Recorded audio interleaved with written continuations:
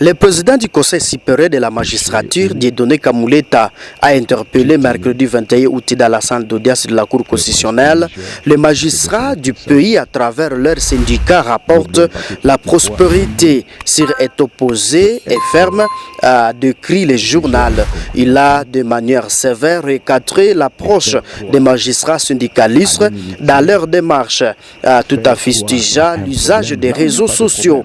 Le président de la Cour constitutionnelle a appelé les syndicats des magistrats et a approché les ministres de la Justice à lieu et place de bras de fer Renseigne Média Congo.net. Selon lui, ajoute les portails, l'action syndicale des magistrats doit se démarquer de celle des autres et elle doit montrer réellement qu'ils sont les hommes et fermes d'État.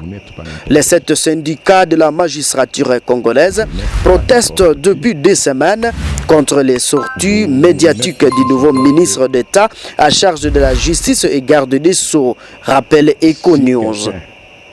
Il rapproche à Costa Mutamba les exposés à la vindicte populaire, les qualifia de corrompus, des magistrats véreux et qui poussent à l'aggravation de la maladie de ces corps dont l'action est censée de lever une nation. Plus ajoute les tabloïds, de voix parmi eux n'insistent pas à envisager de traduire les ministres à justice pour outrage à magistrat, de lit prévu et puni par le code pénal congolais. L'Agence congolaise de presse doit rester dans cette recherche de cohésion au sein de l'appareil judiciaire, indique que Costa Mutamba a précisé qu'il n'y a pas de problème entre les ministres de la justice et les membres du Conseil supérieur de la magistrature et les magistrats généraux. L'Agence revient sur la nécessité d'opérer des réformes judiciaires pour lutter contre la délinquance financière en République démocratique du Congo, projet qui a réuni le Conseil supérieur de la magistrature et les ministres de la Justice lors d'un exercice sur l'état de lieu de l'appareil judiciaire congolais. À propos de cette réforme au sein de l'appareil judiciaire, Congo Nouveau revient sur l'affaire de régime d'intouchable.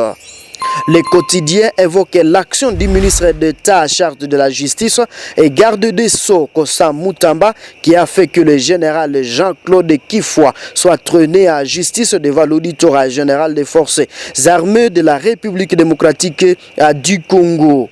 Il lui est reproché de tortures et autres traitements inhumains et de gradats présumés sur la personne de maître Fabi Kabwende Mushibi, avocat près des barons du Olomami, explique Actualité.cd.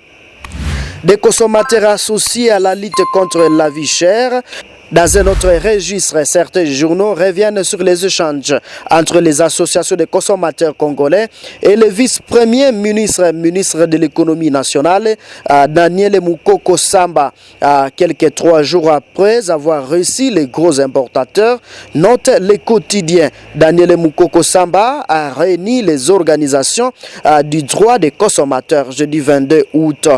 Les échanges ont porté sur les mesures prises contre la vie chère à République démocratique du Congo, expliquait le journal. Pour assurer la mise en pratique de ces mesures, fait savoir Econews. Daniel Mukoko Samba a sollicité l'appui des associations des droits des consommateurs, rappelle que la puissance des gouvernements réside dans la relation qu'il entretient avec la société civile.